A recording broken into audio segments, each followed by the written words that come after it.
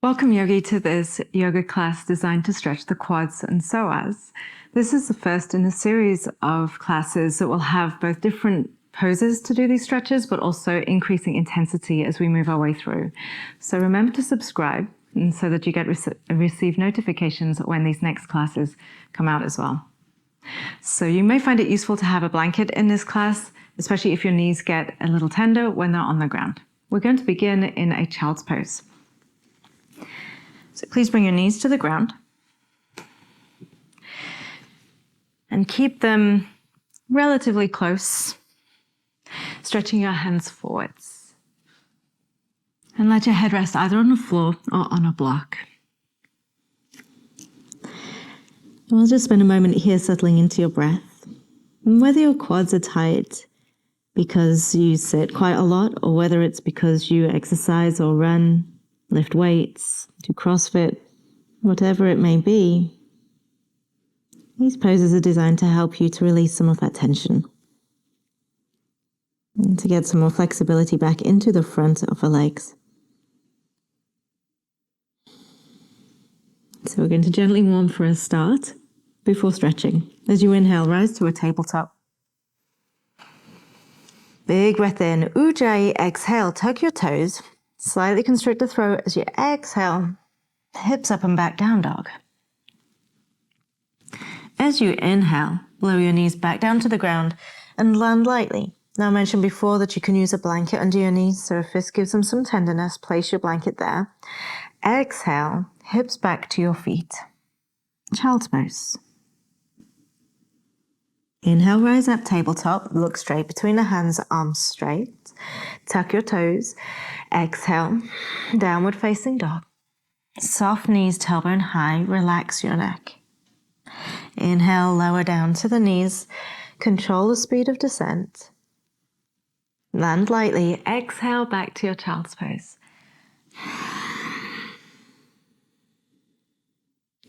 Rising up, inhale, tabletop. Turning the elbow creases forward, some toes tuck, hips lift. Exhale, Ujjayi breath. Look back at your feet, push into the ground with your arms. Inhale, lower down to your knees. Exhale, hips back to your feet. We'll go twice more with this, please, yogis. Moving at the speed of your breath, tabletop to downward facing dog, Ardha Mukha Svanasana. Focusing on the length in the spine. Inhaling, landing with control. And exhaling, settling hips as close back to the feet as you can. Now, if your quads are tight, child's pose can be a challenge too. So do what you can today. Inhale, rise. Exhale, down dog.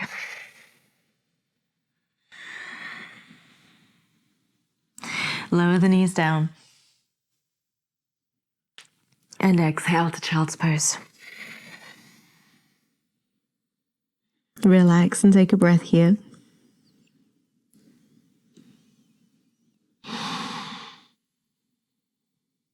Good.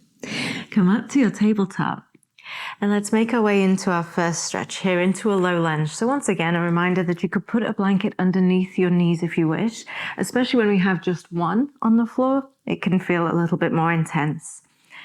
And that can be a blanket rolled up or a towel will work. Step your right foot forwards. Walk your hands up onto your right thigh and lower your hips forwards and down. We're going to move with our breath. So as you inhale, just lessen up a little bit. So you'll lift up your hips. And as you exhale, move forwards and down. Starting to stretch here into the front of your left leg. As you inhale, lift some. As you exhale, settle back into it. Good. Inhale, lift up just a bit. Pull your right hip back a little and left outer hip forwards. Feel like you're hugging your right heel back and then descend again. Good. Inhale, lift. And exhale. We'll hold this last one with the left hip moving forwards and down towards the floor, the front of the hip. The chest puffing up towards the ceiling. The hands on the right knee, starting to straighten your arms a little if possible. So finding some stretch, nothing too much, not too intense. Just easing your way down into it. Use your Ujjayi exhales to help keep you focused and calm, and to slow those exhales down a little bit. One more full breath. Good. Well, stretch your hips back and straighten your right leg out for a moment. Blocks can be useful in this, or books, as we get a hamstring stretch. So if you're tight in the back of your legs too, this can be tricky. You could use your blocks or anything else available to hand. A chair can be nice under the hands so that you can get your spine long as you fold. We're just here for a moment to give your left quad a rest. So don't worry too much about getting a super deep stretch. All right, we're going to tuck your back toes. Bend your front knee. If you're using blocks, just move them off to the side and lift the back knee up, coming up to standing. So now we're up into a high lunge. Keep your hands low today and put them on your hips. So if your feet are lined up in a straight line to one another, make sure that they're more like on a train track rather than on a tightrope. Bend your front knee until it's over the ankle or slightly behind. You don't want it to go further forwards than if possible. Like I said, hands on the hips, thumbs at back, hands around, fingers wrapping around forwards. Bend your left knee a little bit. Pull your right hip back. Tuck your tailbone down and lift the front of your pelvis up. So you start to feel maybe already some of this left quad stretching. Keeping your thumbs across the low back here into the sacrum area, just feeling a little bit of lengthening down. Keep that pelvis as it is and start to straighten your left leg until you feel something really interesting happening in front of your left leg. So it could be quad or psoas. Again, just like you did in that lunge a moment ago with the knee down, you could maybe lift your chest up and back a tiny bit if that feels possible to maintain balance. We're holding for 3 more breaths here. Pressing that left heel back, the left leg straightening as much as possible. It doesn't have to fully straighten for this to be an effective stretch. One more breath. Good job, yogi. We'll lean forwards, really sit. Let your hands come down to the ground. Slide that right foot back to meet the left, back into your down dog, and just pedal your legs out a little bit.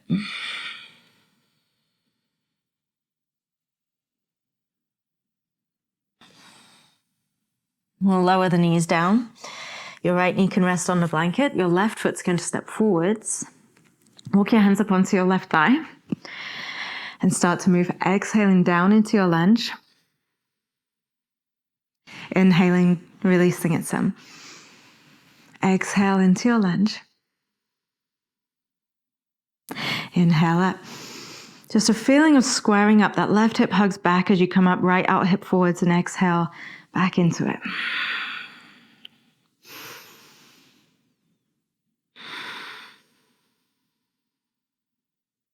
Good. One more. And as you find this one, we'll hold it. So the hips moving towards the left heel. Hug your left heel back and right knee forwards energetically. A little lift up through Mula Bandha so the pelvic floor lifts, engage up through the low core. And if possible, start a little to straighten your arms, almost lifting the chest to the ceiling, chin up a tiny bit. Maintaining balance and still lunging forwards and down. There's a lot of push and pull going on here. Keep your attention on finding just the right amount of effort in that right quad. Right psoas.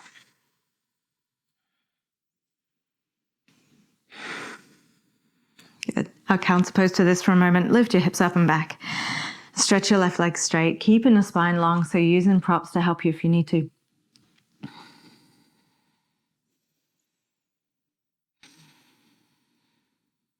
And again, not focusing too much on a super deep stretch, more so just on letting your your leg relax. Bend your front knee. Move your props if you were using the blanket can stay as is for the moment. Tuck your right toes, lift the back knee up and come on up to standing. Hands down, widen across your collarbones. Find your comfortable depth of lunge, left knee over ankle, right heel up over the toes. Hands to the hips, wrap your fingers forwards around, thumbs to the back. And so once you start to find your comfortable lunge, make sure your feet are again on train tracks, not tightrope. They're separate from one another. Wrap the outer right hip forwards a little, left hip back just like you did in your low lunge a moment ago. And bend your right knee. Lift the front of the pelvis up and back of your pelvis goes down. You can use your thumbs now to gently assist in that feeling of lengthening through the low back and holding the pelvis kind of in place, and then start to re-straighten the right leg until you feel something. And stretch through the front of your right quad or into the psoas. And just like you did in that low lunge and the last side, if possible, perhaps a little lifting of the heart, squeezing together your shoulder blades, deepening in your left knee, and breathe, most importantly.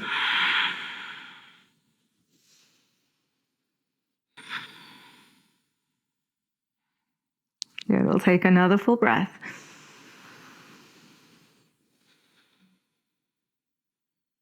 Good job, yogi. You'll start to lean forwards to disengage. Let your hands work their way down to the ground. Step your way back to a downward facing dog. Pedal it out some.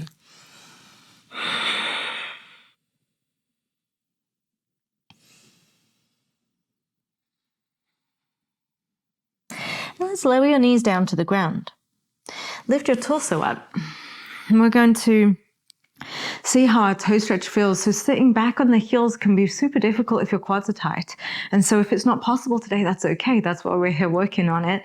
But if you would like to just see how this feels today, if at any point you get pain in your knees, come back up to this position right here. Okay, so you're going to tuck all 10 toes under and start to sit yourself back towards your feet. And if possible, let your bum rest on your feet. Now, as I mentioned, if you've got some tightness in the front of your legs, especially in the quads themselves, not so much as psoas in this, but in the quads, you might find that you're hovering about halfway. Now, if that's not hurting your knees, you're okay. You can hold that perhaps for a moment. If it gives you any pain, come back up.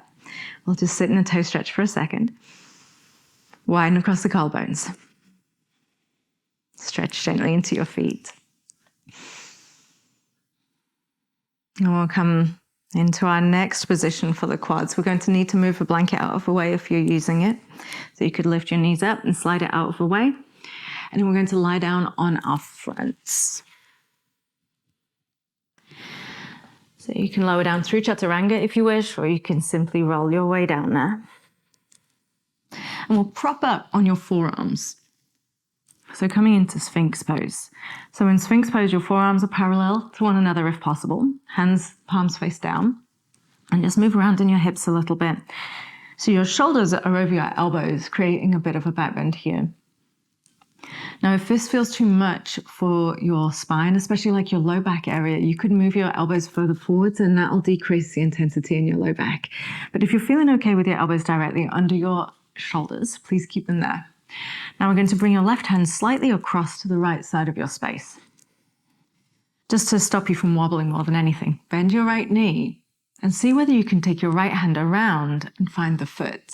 And for today, I don't mind how you catch your foot at all, if you catch the outside or the inside or over the top. Just see whether it's possible to reach the foot. If you're feeling tight in your quads and your psoas, it may not quite be in reach. And that's okay, we're just noticing for today. Now, if it's not quite in reach, you could grab a belt or a strap or a towel and loop it around the foot and bring it in, or you can hold your sphinx pose, working a gentle lengthening through the front of your body there. And gently, if you have a hold of a foot, drawing it in towards your bum a little bit until you feel a stretch. And as I mentioned, these series of classes are going to deepen in intensity, and the more often that you practice them, at some point, perhaps when you reach back, you might find that you can find your foot. Now press your left forearm into the ground. Make sure you're not sinking in your left shoulder. And if you have a hold of your foot, press your right hip crease down into the earth. Just feel that slight change in intensity.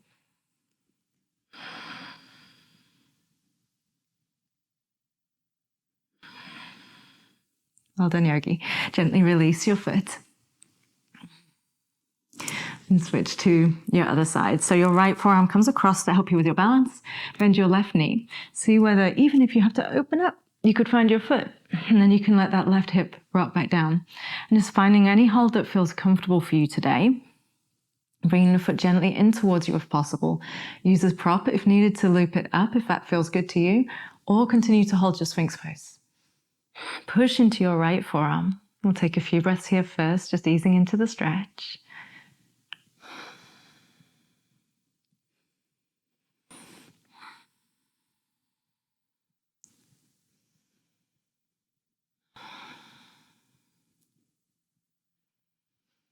And then press your left hip crease energetically down into the ground. See whether you can change the stretch a little bit.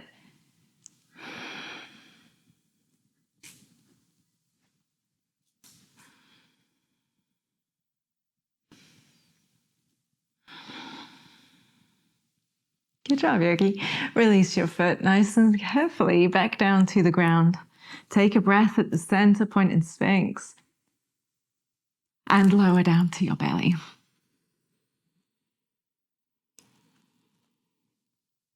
Take a deep breath.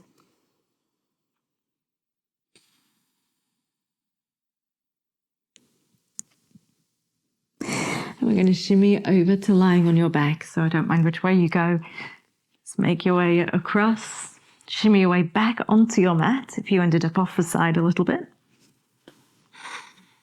And bring your knees in just to counter out that back bend we're just in. So this should hopefully give you a little relief there in the low back after that last pose. You can rock side to side.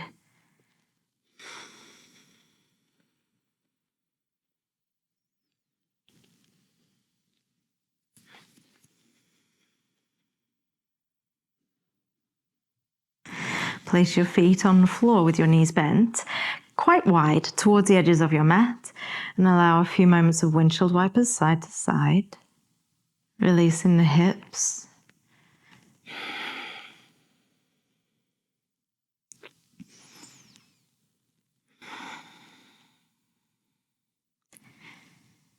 Just letting the spine get a gentle massage side to side here. You're not really trying to create anything in particular, any particular sensation or stretch. Just freedom of movement through the legs.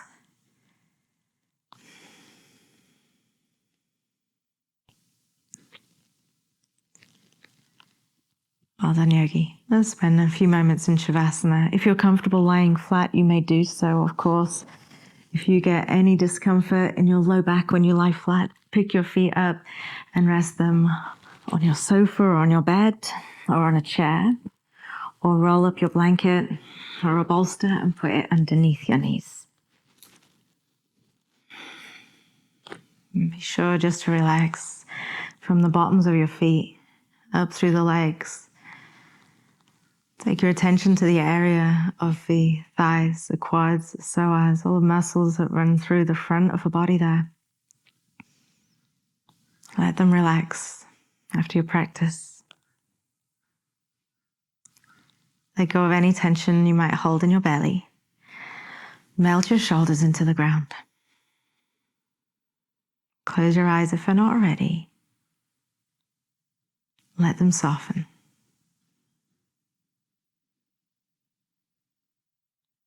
And let yourself rest. I'll let you know when it's time to reawaken.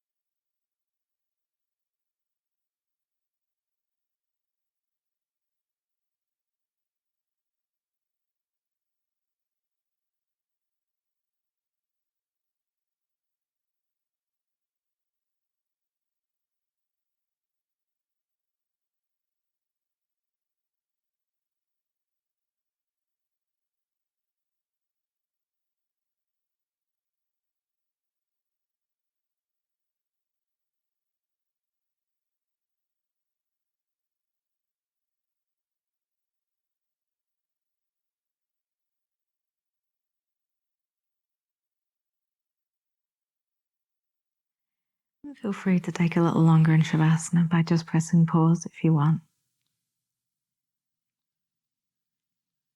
If not, open up the hands, stretch them out, and make fists. Close them up. Point through your toes, relax your hands, and flex your feet.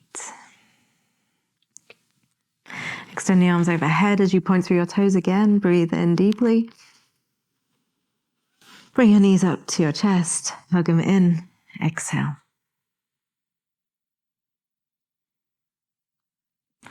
Rock side to side. And on one of these rocks, rock enough to make your way onto your side. Rest.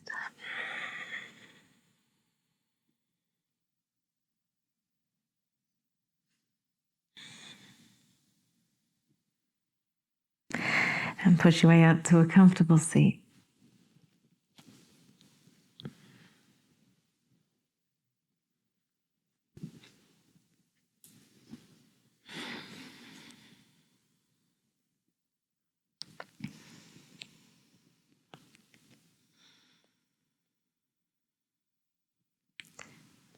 Rest your hands in Namaskar or prayer position in front of your chest. And of course, thank yourself for coming to your mat today, for all of your efforts and your practice.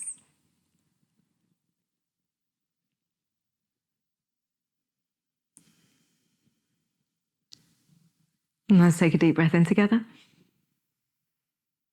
And let it go. Thank you for your practice. Namaste.